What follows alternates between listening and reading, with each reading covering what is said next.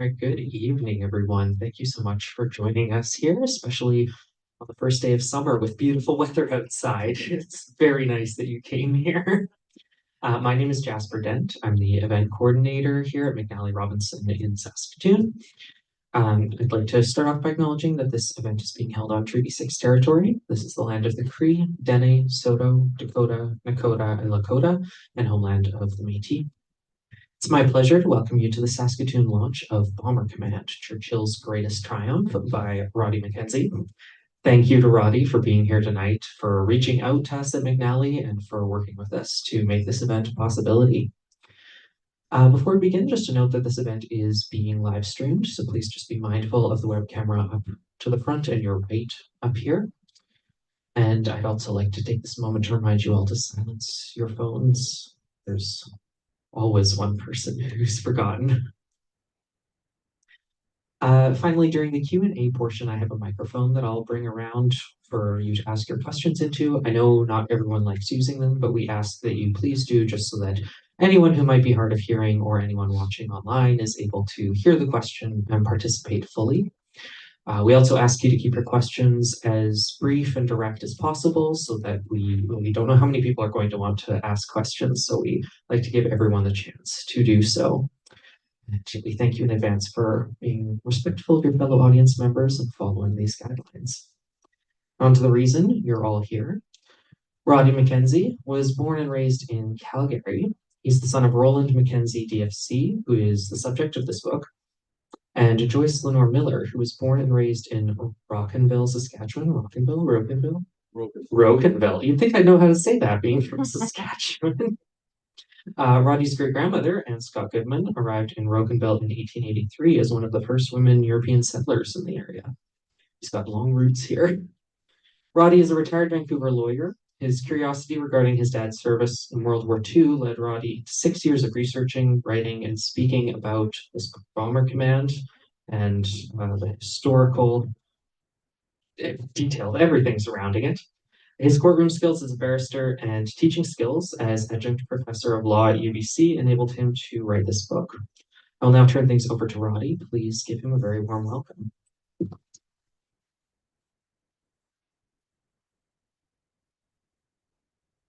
Thank you. I think you know today is the first day of summer. You may not know that the last time it was on the 20th of June was 228 years ago in 1796. That was the last time that this was the first day of summer. So it's a very, very rare day. George Washington was president of the United States at that time. I really want to thank Jasper. He's been just great, and I really appreciate it. This is the Bomber Command book. There it is. On the front cover, this is a Lancaster in 75 Squadron, which was a Royal New Zealand Air Force squadron, and it's got a lot of ground crew. And that's because a good friend of mine, Gord Cowley in West Vancouver, was with ground crew in World War II. He's now 102 years old, but he's still in great shape and totally mobile. But nobody ever pays attention to ground crew, and hardly anybody ever pays attention to New Zealand, because there were the 4 air forces that came together to make Bomber Command: New Zealand, Australia, Canada, and the United Kingdom. So the front cover's got a New Zealand Lancaster, and it's got ground crew. When you open the book, the first person that you see is a guy named Alan Packwood. That's my picture of Alan Packwood looking at a portrait of Sir Arthur Harris, the head of Bomber Command. Alan Packwood is one of the world's leading Churchillians, and this is Bomber Command Churchill's Greatest Triumph. Alan Packwood is Director of Archives at Cambridge University, where they have 1 million items of Churchillian things. And so it was coming from the point of Churchill that I got very involved in this book, and Alan was one of my great mentors, and he wrote the preface. The next person is really kind of austere looking. He was the Air Chief, he's Air Chief Marshal Sir Michael Graydon. He was the commanding officer of the Royal Air Force, and he's written a very, very powerful letter. And his concluding sentence, and this is from the commanding officer of the Royal Air Force, his concluding sentence is, "I was both informed and moved by what I read." That's quite something, isn't it? Yeah, because he starts off by saying, another Bomber Command book. I really doubt that I was going to get much of anything out of this. Yeah, pretty good letter. Then the next guy with the huge smile is was the Deputy Commander of the Royal Canadian Air Force, and that's Major General Colin Keever. And Major General Keever says, "I am honored to commend this book and sincerely thank Roddy for sharing his father and his accomplishments with us in such a meaningful and heartfelt way. His dad would be even prouder of him than I am." That's quite a reaction from those two air forces. And then here is Air Vice Marshal Paul Robinson, who became my great mentor on this book because he was the RAF's really the greatest expert on bomber command. And he says on the front cover, "Those with an interest in the events of the Second World War should read this book."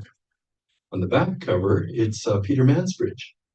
And Peter Mansbridge says, "Bomber Command is a tour de force. It's simply a masterpiece of reflection, anecdotes, and history. There's so much here I didn't know, and I thought I knew a lot. Future generations will read this book, as well they should." Peter Mansbridge is only about 8 days older than I am. Our fathers both flew in Bomber Command. Our fathers both got the DFC. And Peter Mansbridge strongly defended Bomber Command even in the worst days of everybody else attacking it. Bomber Command was the four air forces of the four Commonwealth nations. It was a Commonwealth undertaking. At that time, the Commonwealth only had 6 nations. The other two were Ireland and South Africa. Ireland was technically neutral, and South Africa was dealing with the South African War. So it left Australia and Canada and Britain and New Zealand. And we had an offensive strategic air force. Bomber Command was actually involved in the strategic bombing offensive against the Third Reich. The Luftwaffe called it the Defense of the Reich campaign. And ultimately, it was a decisive Bomber Command victory. Oh, before we go any further, though, Jasper did mention what he called my great-grandmother. It's actually my great-great-grandmother. My apologies. But it's interesting because two of my cousins are here, Janet Williams and Heather McVicker. And so Anne Scott Goodman is their great-great-great-grandmother. But she showed up in 1883 in the Rocanville area of Saskatchewan. It was only the third white woman in that area of the Saskatchewan. My mom was born and raised in Rocanville. So I think one of my two cousins was saying a moment ago, she must have been out of her mind when she came here in 1883. That was quite a challenge. So anyways, we've been in Saskatchewan for a long time. I also have Mackenzie relatives here. Heather and Janet are on my mother's side, my maternal cousins. And unfortunately, their mother's not here because she fell, and I was visiting her today at St. Paul's Hospital. I visited her yesterday as well. But on this side, we're supposed to be my Mackenzie cousins. And what happened to them, she's about the same age as your mom, is that at the lake on Sunday, she broke her wrist. And so rather than being here today, she and her kids they went to Calgary for treatment. I guess your wrist is a very complicated thing. So you're supposed to have Miller's over here and Mackenzie's over here. And both of these people fell and one broke her wrist, etc. So getting back to Bomber Command, 62 nations had aircrew and Bomber Command. France and Poland had squadrons in Bomber Command, but only Canada had a completely separate bomber group. Every other group in Bomber Command was the Royal Air Force. And Canada was unique. It was the Royal Canadian Air Force, and it was run by the Canadians start to finish. Now, initially, the British weren't very enthusiastic, but William Lyon Mackenzie King, the Canadian Prime Minister, was determined. And so in October of 1942, it was created. And it's quite something to put together a strategic bombing force. And because the British didn't support it, instead of giving us the Lancasters we were asking for, they actually gave us Halifaxes, and they also gave us Wellingtons. Well, the beauty of having a new Air Force on the scene that does things totally differently, Canada turned the Halifax into an extraordinary bomber. The British thought it was essentially a piece of junk. And Wellingtons were a death trap on bombing raids. But Canada discovered that the Wellington was magnificent at laying mines. Now, when the British laid mines, they lost an aircraft for pretty much every 34 mines they dropped. Well, we were dropping them by the thousands. We shut down everything from the Bay of Biscay in southern France right up till northern Norway. We just shut down the entire continent. We became the world's experts at laying mines, and that was very, very effective, and also blew up a lot of their U-boats. What I want to do is just mention two or three stories here, and I'll start with this one in Nanton, Alberta. Nanton is the home of the Bomber Command Museum of Canada, of which I'm a life member, and they've got the memorial wall. I was asked to speak there last September, and just for drama, they put the Lancaster right behind me because as soon as I finished speaking, they had me go aboard the Lancaster. They turned up all four engines, and you could see all the blue flames because it was just getting dark at that point. It was a real show. They were expecting about 60 people. They were expecting about 60 people, and 650 people showed up. It was really quite an unforgettable evening. But they have this Lancaster there, and it's been there since 1960. So when we'd go and visit my mom's sister, down in Lethbridge, we were always going through Nanton, and so every time we went through there, that I would see the Nanton Lancaster. So this is the story that I just wanted to share with you. This book is a whole pile of stories, but there's 650 footnotes. So therefore, you know that they're accurate stories. These things really happened, etc., and they give a real powerful picture, I think, of what was going on. So I said, in about 1987, something important happened. It began while my dad and I were driving to Lethbridge, just the two of us. This was unusual, given at that time I was a married 37-year-old lawyer raising a family in Vancouver, and my dad lived in Calgary. On that fateful day, en route to Lethbridge, Dad and I entered Nanton. Dad was at the wheel as usual. We were pretty quiet together as usual. The Nanton Lancaster was still parked outside behind the highway as usual, where it had been since 1960. But in 1987, our passing through Nanton was different. Dad and I stopped in the parking lot and got out to have a look. We'd never done that before. A handful of others were milling around, also admiring the Lancaster. As is my wont, I piped up, saying to everybody, my dad flew one of these in the war. The sum total of my dad's knowledge of the war, my knowledge, was my dad flew a Lancaster that dropped bombs. That was pretty much all I knew. So I give 100% of my war knowledge in a single sentence to all these people. A couple of men looked at us with interest, their eyebrows slightly raised. One said to my dad, really? My dad nodded. They quietly exchanged a few words with my father. Then they said to the two of us, I have the keys to this aircraft. The two of you are welcome to climb aboard and spend as long inside of her as you wish. We did. Now, what's interesting about that Lancaster is it's still configured in the World War II way in which Lancasters were inside. Most Lancasters aren't now because they were used in the 1950s, but this one is exactly the way it was during the war. I have no idea how long Dad and I were alone aboard her. Half an hour, perhaps an hour. I was aware we were sharing something extremely significant. While we were aboard, little was said.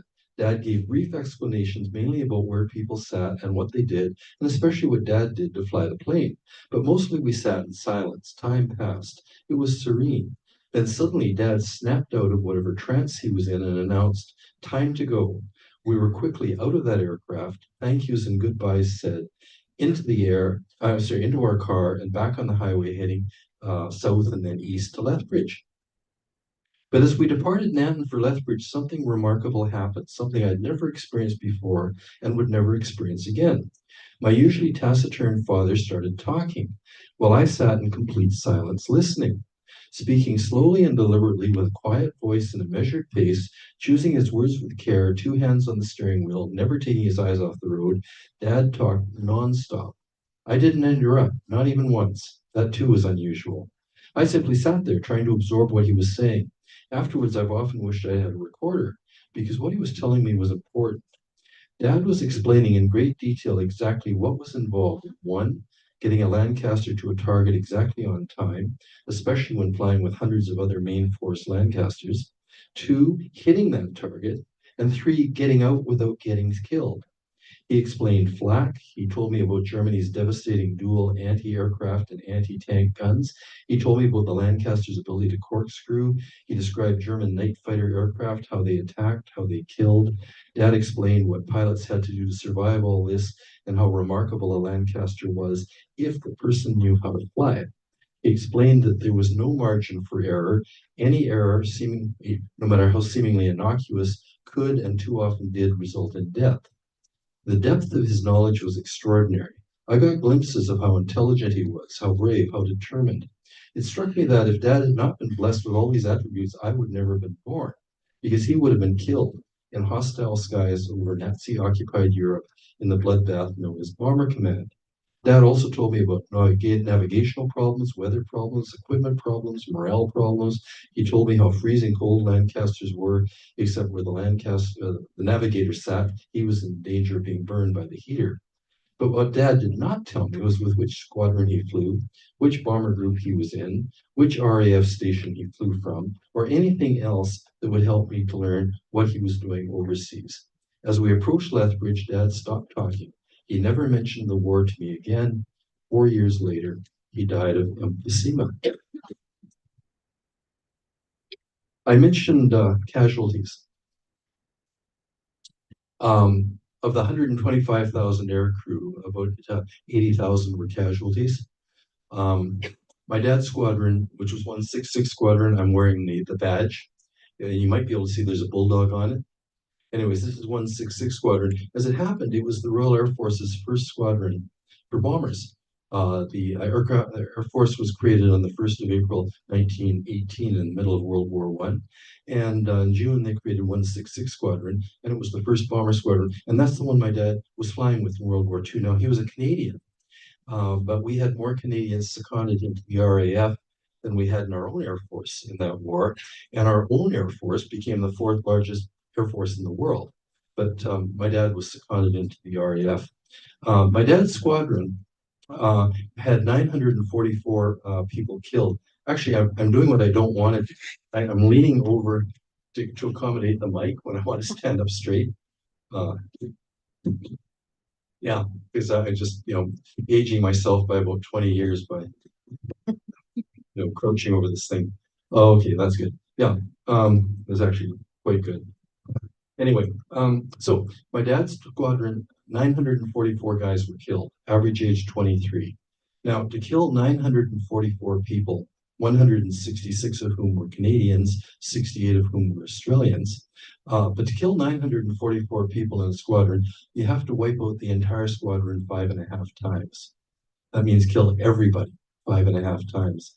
My dad started flying in April of 1944. In March of 44, his squadron, 45% of the aircrew were killed in that 1 month of March. So it was the most extraordinary thing that they were doing, and the casualties were enormous. My second story has to do with Saskatoon. On the 11th of September, 1942, my dad was born in 1912, and he joined the Royal Bank of Canada when he was 16.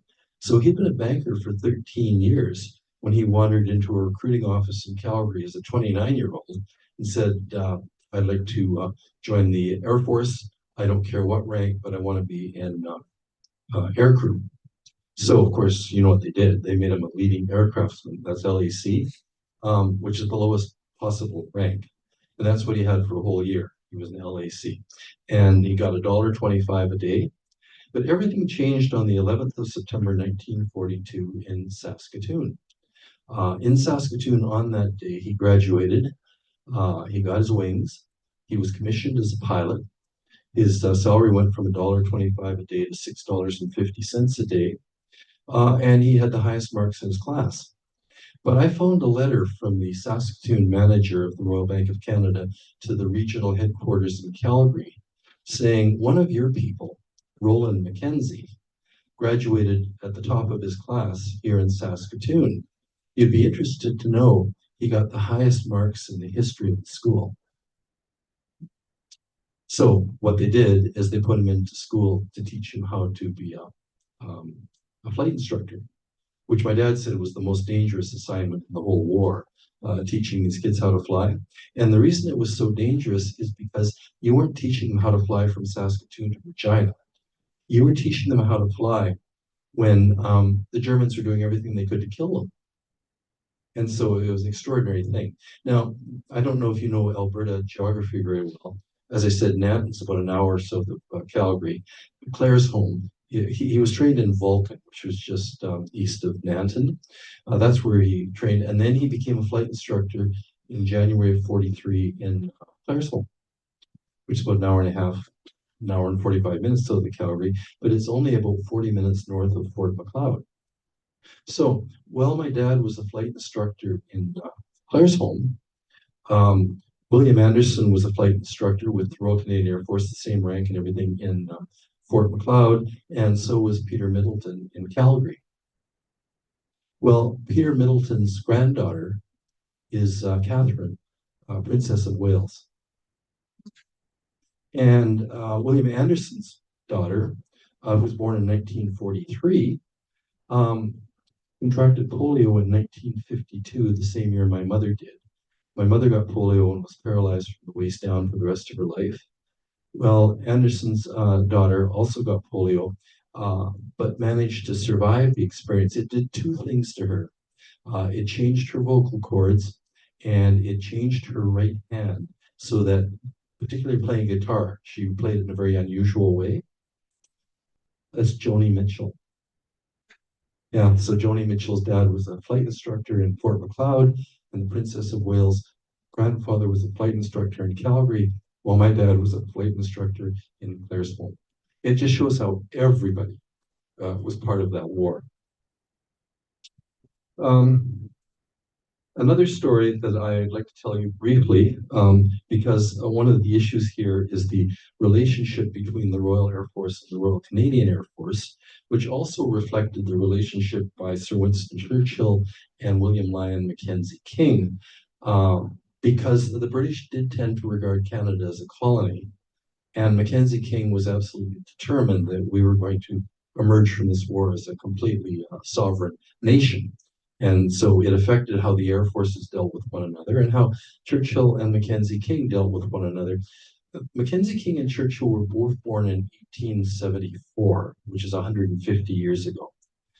Churchill was born on the 30th of November, and Mackenzie King was born 18 days later on the 17th of December. So they're the same age. They first met in 1900. Now that's 40 years before Churchill became prime minister. They met in 1900 in Canada, and the meeting was not a success. The second meeting was in Britain, and at the second meeting, Churchill said, "When we met in Canada, I think I made a frightful ass of myself." Mackenzie King replied, "Well, Mr. Churchill, a great many Canadians would agree with you, and I'm one of them." And it launched this extraordinary friendship. And the one thing that they had in common is this time we had to control the air. To win this war, we had to control the air. And we had to do everything it took to control the air. There weren't going to be any more trenches in World War II, etc. It was controlling the air. So they created this air training plan. And they signed it in Ottawa on the 17th of December, which happened to be Mackenzie King's birthday, in 1939. Australia, Canada, Britain, and New Zealand signed this agreement, and it was to set up a training plan. Well, Australia put in $68 million. And New Zealand, which only had just under 1 million people, put in $45 million. The British put in $54 million and gave 160 million in used equipment. I mean, we needed a bunch of planes and stuff like that. So with these countries doing that, what did Canada put in? Canada had 11 million people. What did we put into that plan? We put in $1.6 billion. We built 200 runways for about 120 flying schools, some of which had more than one place. The runways were made extra wide so that people had more of a chance to A, find them, and B, actually land on them. We could have built a 2-lane highway from Ottawa to Vancouver. with the amount of asphalt we used just to build the runways for this extraordinary plan. And the result of the plan was the finest air crew ever. I was told that in February of 2018. I was in the Pentagon and I was speaking to officers of the United States Air Force, and one of them said Bomber Command had the finest air crew of any Air Force anywhere in the world ever. Your father, Roddy, flew with the best of the best. And this is the Americans speaking, and they were right. Bomber Command was the finest air crew the world had ever seen, and they were very, very effective, except that the casualty rate was appalling. 1 out of every 4 Canadians who died in World War II in uniform was killed in Bomber Command. Well, almost nobody younger than me has ever heard of Bomber Command. And almost everybody older than me who has heard of Bomber Command, almost everything they know is wrong. And I think that's a terrible, terrible injustice. Jason was mentioning I was a lawyer, a barrister, so I could go through mountains of documents. And I was also a professor, an adjunct professor at our law school at the University of British Columbia. And so I knew how to do research, et cetera, et cetera. And I went through about 200 Bomber Command books fast because I'm trying to figure out what Bomber Command accomplished. And I realized we didn't know what Bomber Command accomplished. We had very, very poor intelligence inside Germany, and we had a terrible tendency to believe the things that Joseph Goebbels, their propaganda minister, was telling us. So we really didn't know what Bomber Command accomplished. And so what I did is I turned to the Germans. And since about 1990, they've been producing some superb documentation on exactly what did happen in World War II. And the Germans are crystal clear. Bomber Command was decisive to victory. And pretty much everything that we were hearing about Bomber Command was wrong. For example, the Americans had this Norden bomb site that they thought was so magic, and in theory it was. In practice, it was a piece of junk. They said that at 30,000 feet, they could drop a bomb into a pickle barrel. That's what they said. So briefly, Curtis LeMay, who's famous for what he did in Japan and Vietnam, briefly, he had squadrons of the American bombers. And they thought if they knocked out a ball bearing factory, somehow the Germans would stop fighting. That was the theory. Anyway, so they dropped 2,000 bombs on this ball bearing factory with their brilliant Norden bomb sight. And 85 of them hit the target. Well, that was it for Curtis LeMay. They shipped him to Japan almost immediately, and he gave no thought to any kind of precision bombing, any kind of target bombing, because Harvard had just invented napalm. And so what he did in Japan is he just packed those huge B-29s with napalm and bombed 87 Japanese cities, but they weren't targets at all. They were just trying to burn everybody and everything. And that's what they did in Vietnam. And people got confused about that as if somehow that was reflective of Bomber Command. But Bomber Command was unusual in that we had better airplanes. They didn't have anything to compare with a Lancaster or really a Halifax. We had far better aircrew, far better aircrew. We had the best bombs.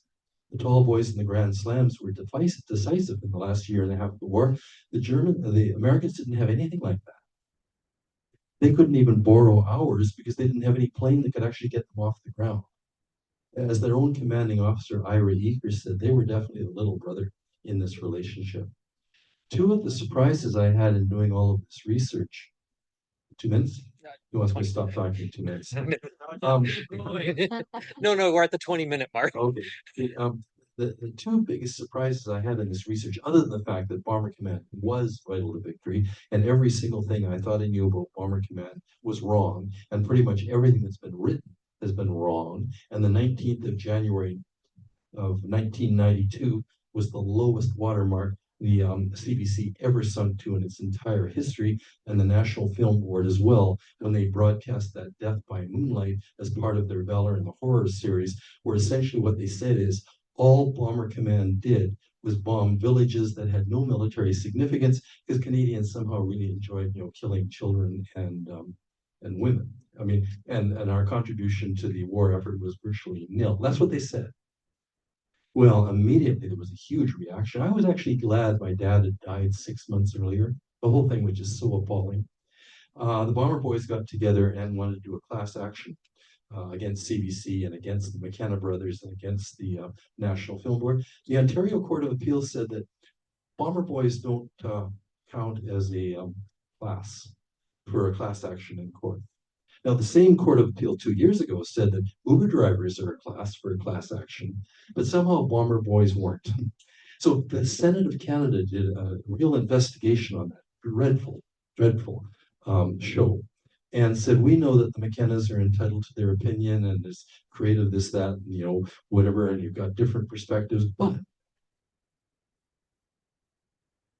there isn't one scintilla of evidence to support anything these men are saying. Well, I didn't even know the Senate got involved until I started doing all this research. All I knew about was that horrible TV show where somehow we were thinking that our Bomber Boys weren't accomplishing anything. I'm going to quickly just do the bombing accuracy thing anyway. The idea was somehow the Americans were really accurate, and they did precision bombing in daytime. And we, meanwhile, at nighttime, were just dropping bombs all over the place and had no idea what we were doing. And in fact, we had such sophisticated navigation. Our stuff was so much better than theirs. We were getting up to 1,000 bombers organizing themselves over the North Sea in the pitch dark, no radio communication with one another, total silence, no lights, and everybody knew exactly what second they had to hit the target, and it was a target. It was a target, and they knew exactly what they were doing. I found out exactly what my dad did in every mission that he was on, and it was an extraordinary thing at night. The Americans in the daytime, one of the many problems with the Jordan bottom site is you had to be able to look through the thing and actually see the target. So if you're 30,000 feet in the air, quite often there's some clouds and whatever. For accuracy, there was 2 stories, and I was going to read them to you because they're interesting, but I'm going to tell you really fast. The first was the Americans. One of the people that emerged as in my book is Jimmy Stewart. He was a master bomber of up to 150 bombers at a time. He was the movie star in It's a Wonderful Life and all. Everybody loves Jimmy Stewart. He did the same thing as my dad. He got into the Air Force when he was older than everybody else, and he also got the lowest of the low ranks. And within 2 years, he was a colonel, and he ultimately became, I think, a major general of the United States Air Force. But he did start off the same as my dad, and was doing pretty much the same things. And he's quite prominent in my book because so many of the experiences that both groups were having were described so perfectly in his case. But in this case, what happened is he was the chair of a group of 12 officers in a court-martial. And they were court-martialing these pilots of these B-24 Liberators, they're big 4-engine bombers, who had not only missed the target, and in fact, there wasn't a target to miss. The idea was you looked out the window and you picked a target of opportunity. That's what the Americans were doing. You looked out the window, oh, maybe we should bomb that. Anyways, not only did they not hit any target because they didn't have any target to hit, they weren't even in the right city with their brilliant navigation. And not only were they not even in the right city, they weren't even in the right country. So instead of bombing Freiburg, Germany, they were bombing Zurich, Switzerland. But the 12 officers in the court of martial said, well, we have so much trouble with our navigation. We have so much trouble finding anything anywhere. We have so many screw-ups everywhere. There's nothing unusual about this, and they acquitted everybody. So that's their accuracy of bombing. The British, meanwhile, one of the last things they did, my dad's squadron was part of it, is they bombed Berchtesgaden to knock out Hitler's place in the Alps. They didn't want it to become a shrine and that sort of thing. So they came in, and it'll be the last thing I read, but I've just got to read this because it's written through the point of view of an 11-year-old girl that was an eyewitness. Now, she wrote it as an adult, but in her book, each part of her book, she wrote about that as how she felt at that age. So at this point, she's 11 years old. I'll just find it here. And this is really quite something. She's an 11-year-old girl, and she's talking about when the planes arrived.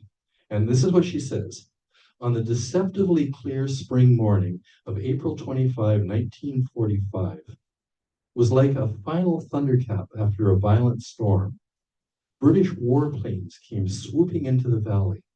The hellish explosions were followed by an enormous storm-like wind that would have blown me off my feet had I not gripped the rough bark of the nearest spruce and pressed myself against it. The earth shook. The air was filled with the rumble of airplane motors, the whistle of falling bombs, the detonations, the winds that followed. We fully expected that the entire valley had been laid to waste.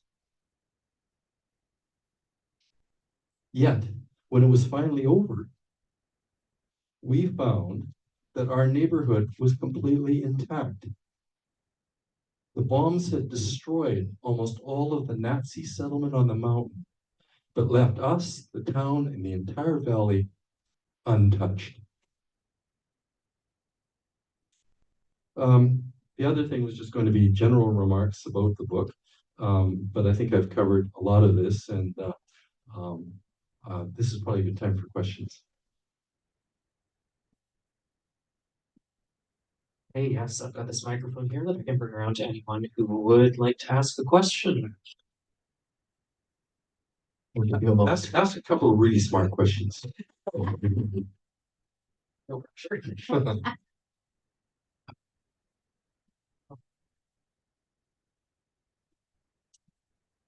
So since that show that the CBC had and the vilification of Bomber Harris, and that now there are some people that want to take down statues of Churchill, are things getting better? Like if Americans read this book, they must not be very happy with what you have to say. I don't know. Americans are reacting very, very well to it. I was in Fulton, Missouri last month. It's the National Churchill Museum. It was designated as the National Museum by Congress. And that's where he did his Iron Curtain speech. And so the senior Churchill fellows were there for their annual weekend. So it was a really big deal. And this year they decided to have me come down and talk about Bomber Command. And I think their reaction was simply that they were totally impressed. Well, one of the things is they really knew almost nothing about Canada in the war. The British said Canada did its bit. Yes, Canadians definitely did your bit, but they never ever amplified what your bit meant. And a lot of the Americans had no idea we were even in the war. And so there was all of that. But in fact, what Canada did is we ended up with the fourth largest industrial economy in the world. We're the only other country that was building Lancasters, for example. We ended up with the fourth largest Air Force, the third largest Navy, a devastatingly effective Army, and financially we came out in incredibly good shape because Mackenzie King had a doctorate in economics from Harvard University, and he really knew how money worked, etc. We could have bankrupted ourselves so easily, but we didn't. So I'm selling this. I did a major speech to the Royal Air Force Club last June, and I'm talking about all this. The 11 million Canadians did all this. And then I said, last Saturday, this is last June, last Saturday, Canada hit 40 million. Well, half these people almost fell out of their chairs. I mean, they know we're a bit bigger than 11 million, but, like maybe 13 million or something. They could hardly believe that we're 40. That would be like somebody in Britain announcing that last week Britain had passed the 250,000 mark from where they were in World War II. It's so it's extraordinary. So Canada's always been really misunderstood by everybody in all of this, and the huge role that it played in Bomber Command. But no, I think the Americans are actually very, very pleased because they were very involved. Their casualties were virtually identical to ours, and the two air forces. Well, Harris said there was no relationship; the two were one. They had their headquarters in the same little village. Harris and Ira Eaker met every day, 7 days a week on everything. Everything was completely coordinated between them. And then our Bomber Group 6, I don't know if I told you this part, but although it was a real struggle to get going and to get these planes organized and everything, but Bomber Group 6 ultimately had the highest accuracy rate and the lowest casualty rate in all of Bomber Command. We were the single most impressive entity in the entire operation. And now we've got the 100th anniversary of the centenary, and the Air Force is trying to pretend that Bomber Command never happened. They're virtually not mentioning it at all. So I asked some of their top people why this is happening, and they said it's because Bomber Command's controversial. We don't understand how to handle politics with the government. So we're not doing anything. And that's really what's happening. They're not doing it. 1 out of every 4 Canadians killed in that war was killed in Bomber Command, and we're pretending it didn't even happen. Isn't that terrible? Yes. I have a book that's published out of Brandon. It lists all the Canadians that were killed in the RCAF during the war. And it's a thick book. The thin pages, very small printing, but it gives the name and where the fellows were killed, and what mission they were on, where they're buried. It's quite a book. Yeah, because the Commonwealth, um, um, um, the whole Commonwealth train planting is in Brandon, in Manitoba. What they have in Nanton is they have the name of every Canadian that was killed in Bomber Command. Even I mentioned my dad's squadron, 166 of the 155 of the 166 squadron guys were Canadians. Those Canadians, they're all listed in Nanton as well. It didn't matter whether they were in Canadian Air Force, they're seconded to the British. So Nanton's got everybody that was killed in Bomber Command. But I think in Brandon, I think they've got everybody that was killed, period, in the Air Force. Yeah. Any other questions? Yes. I'm anxious to read the book. I'm curious whether you watched the recent Apple TV series called Masters of the Air, and whether you find that just very inaccurate, or are you appreciative of the light that it shone on fighter pilots and bombers? Well, they're bombers. They're talking about bombers. I haven't actually seen it. I've read reviews of it. They say that it doesn't develop the depth or the focus that Band of Brothers does, even though it's Tom Hanks and all of that sort of stuff. And they got too tied up with these two guys with their funny nicknames and how much time they spent in the bar and stuff like that. But there's a guy named Simon MacKenzie, and he's from Nova Scotia, and he's somehow a professor now at the University of South Carolina. And he's produced this remarkable book about Bomber Command and the movies. And every chapter is a different decade. And it was the really good movies and the really bad movies. But one of the points that this Simon MacKenzie makes is Battle of Britain is a pretty easy thing to photograph, and you kind of know what's happening, and you know who wins and who loses and blah, blah, blah. But how do you do a movie on Bomber Command? It's very, very difficult. I don't know if you've seen that movie Lancaster that's now come out. The music is just outstanding, and it really is very, very moving. But some of these guys thought they went to their graves with thinking they were war criminals, because one of the weaknesses of the movie is they really gloss over anything to do with accomplishments. I was there with my sons in London when it first was broadcast, and as we were putting on our coats, one of my sons said to me, "Well, Dad, this movie is proof of how badly your book is needed," because the people really didn't know what Bomber Command accomplished. So it just was talking about how brave everybody was and that sort of thing. But in fact, the Germans are pretty much a one voice. It was vital to the Allies winning that war. Did World War II bankrupt England? Well, it was a terrible financial nightmare for England, and we kept bailing them out. We gave them several $billion in straight gifts, as well as loans. I think they paid off their last loan in 2007. So we played an enormous role in underwriting the British and in feeding them, et cetera, et cetera. And, Churchill never mentioned Bomber Command in his final speech. Well, he never mentioned the Royal Canadian Navy either. Somehow our 494 warships weren't doing much of anything, while a half a dozen ships from Britain were taking control of the Atlantic Ocean. Canada in the Battle of the Atlantic was the same incredible performance that we had in the air. And so that part's a shame. But yeah, I think they emerged from the war in a terrible financial mess. And we came out really in phenomenally good shape. Like, where did all this money come from? Like this $1.6 billion that we put into the plan. It came out of mattresses. It came out of Canadians all across the country who've been paralyzed with fear during the Depression, that they don't dare spend a single penny that they own.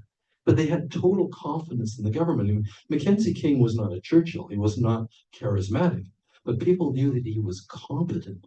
We actually had a competent prime minister who had the complete faith of both Roosevelt and Churchill. And he knew exactly what he was doing. So people handed over all this money, all these victory bonds, because they knew every penny would be well spent. And the guys doing the spending were those dollar-a-year men, some of the greatest financial experts in Canada, and they were all paid $1 a year. But there's never been the slightest suggestion that our taxpayer monies was going in the wrong direction while Mackenzie King was the prime minister. I think three of the biggest casualties of World War II were Mackenzie King, because he got a terrible image afterwards when they published his diaries.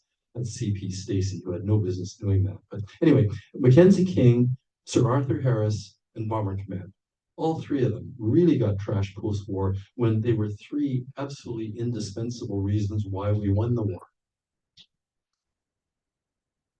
Yes. What role did intelligence play in Bomber Command, targets, etc.? And were there Canadians that were involved in that intelligence, or was it mostly British intelligence at the time? I think we had some Canadians that were really involved, like with the person that was based on Ian Fleming or something for James Bond and stuff. I think it's Bletchley Park that was the crate where they're doing all this. I went to Bletchley Park and it was really, really interesting. Oh, and Catherine, Princess of Wales, her grandmother was one of the women at Bletchley Park. Well, her grandfather was in Calgary teaching people how to fly, and stuff. And what I learned at Bletchley Park was really interesting. And that is that the Germans were just as good at learning at what we were doing as we were at what they were doing. That they were getting just as much information out of us as we were getting out of them. The difference was that we made massively effective use, and we made it quickly, of whatever information we got. And they had just a complete clog up because of their system of government and everything having to go through Hitler. So although they got a lot of valuable information, they made much less use of it than we did because their form of governance didn't enable them to be nimble the way we were.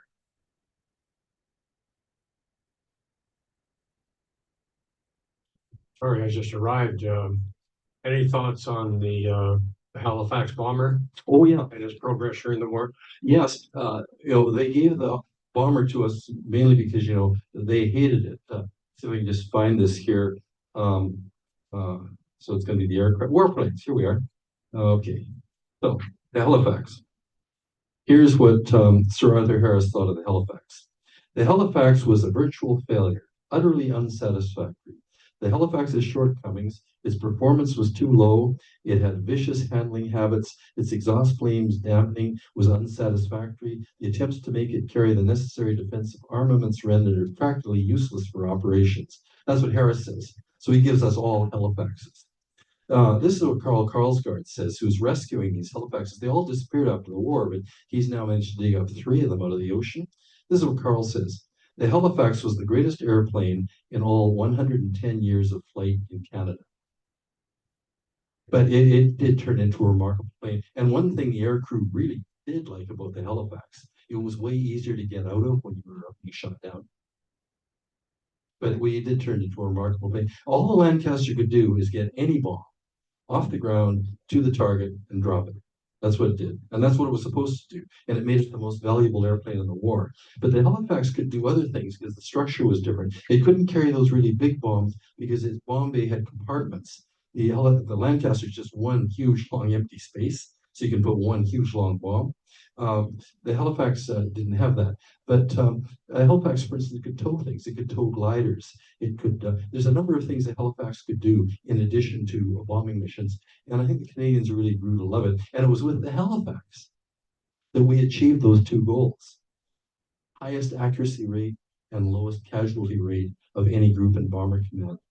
And we're going to start seeing Halifaxes because they are now starting to fish them out and put them back together. And they'd virtually disappeared for decades. Is there one in Trenton? Yes, yeah, and he was involved with that one.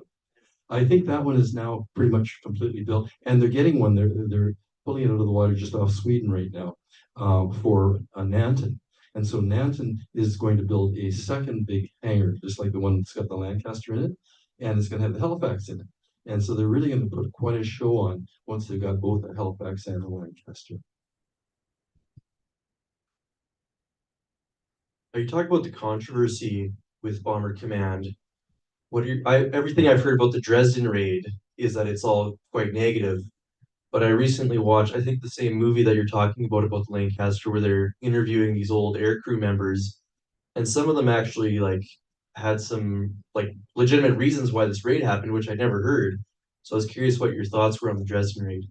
That's a really good question because the two biggest lies that Joseph Goebbels told in World War II, which most people still believe today, was the casualties and that it was not a military target. For casualties, the German government in Dresden sent to Berlin a pretty accurate statement. It was about 20,000. And a lot of those people were soldiers because they were all being massed to stop the Red Army. So they had a lot of soldiers, and also they had all these war workers. But anyways, it was about 20,000. Goebbels simply added a zero and made it 200,000. And he said the place had no military significance whatsoever, when in fact it was a major communications center. And that's what the Russians really wanted knocked out. It had 150 war factories, and it had three of the most important railway lines in Germany, all going right through it. And that's where they were assembling everything. You see, Churchill and Stalin and Roosevelt were meeting at Yalta. And that was only about 5 or 6 days before Dresden. Stalin asked for the bombing of Dresden. His army was only 70 miles away. And Bomber Command had been very, very useful in helping the Canadian Army, the British Army, and the American Army. And remember, the Russians were our allies. And Stalin asked that they get the same assistance. He did not want his army getting lost in places like Dresden because his army was seriously overextended. His supply lines were very, very vulnerable. They were only 70 miles away. And this place was, in fact, a major, major military threat. Now, after the bombing, so it was ordered by Churchill and Roosevelt. And the exact numbers, I think, it's approximately 707 British bombers and about 545 American bombers and about 75 Canadian bombers. So all three air forces were involved in bombing Dresden, and it was a real success. But I didn't realize that what I knew about Dresden was a lie until they were having one of their anniversary ceremonies, and it was Angela Merkel, who was the Chancellor of Germany, that set me straight on what really happened in her speech. And she said, and so many of the Allies still believe what Goebbels said. Why on earth did the Allies believe things Joseph Goebbels tells them? But we do. And a lot of people still believe that. So virtually everything you've heard about Dresden has been totally wrong. Oh, and that's the other thing. Let's talk just for a moment about January of 43. Like the Americans were building a strategic Air Force for a bomber offensive in 1942, started right after Pearl Harbor, but it took a whole year to try to assemble this. They're the only country in the world that could probably do that in a year. And we started in October of 42 with planes that were initially highly unsatisfactory, and we had lots of other issues. So we didn't actually start bombing the Germans until 43. And what happened was on about the 22nd of January 43, 23rd or something, I don't know, Canada bombed Germany for the first time. And 4 days later, the United States Army Air Force, the Mighty Eighth, they bombed Germany for the first time. It was 4 days after we did. That meant by the end of January 1943, the Luftwaffe now had to fight 3 air forces that fought totally differently from one another, rather than just the RAF, which is what they were doing until then.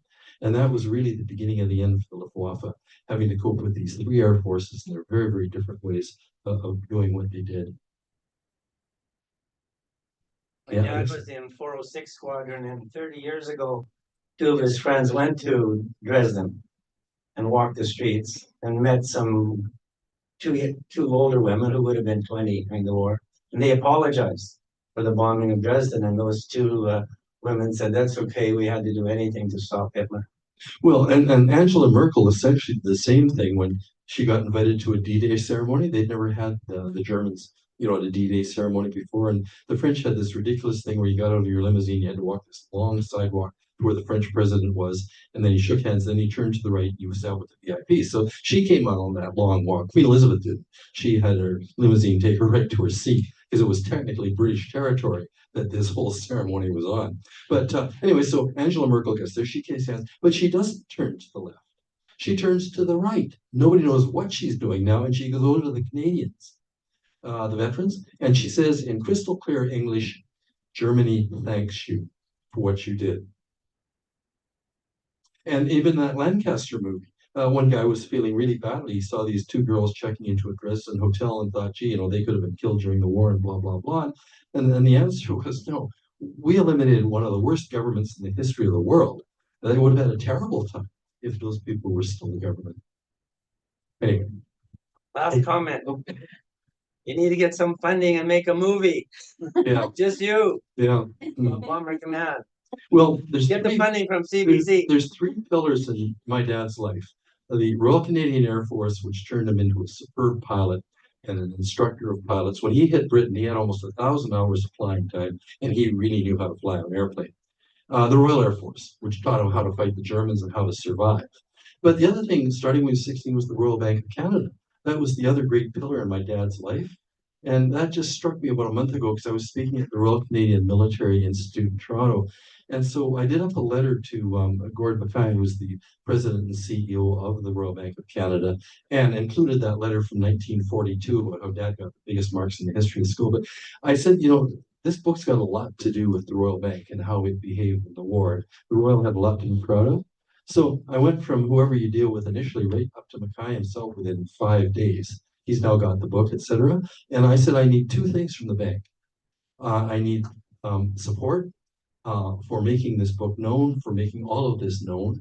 And I also need guidance in how to, I'm getting a little mixed up here, support for making it known and just support for, I forgot, isn't it terrible? I think I'm too tired right now. So anyways, the Royal Bank's looking at that right now, and the highest guys in the bank are looking at what happened. You'll be astonished in this book. The Royal Bank was actually really something in World War II. In their Christmas letter of 1942, Dobson was in Mackay's position. He was the highest guy in the bank. He wrote this letter to everybody, and he said, and I want to especially reach out to the Royal Bankers in the air, on the sea, and in our armies. They are writing the proudest chapter in the history of the bank. I think we have time for one last question if anyone has that. Well, if anybody wants to buy a book, I'll sign it. All right, yeah, I think that's a good place to end.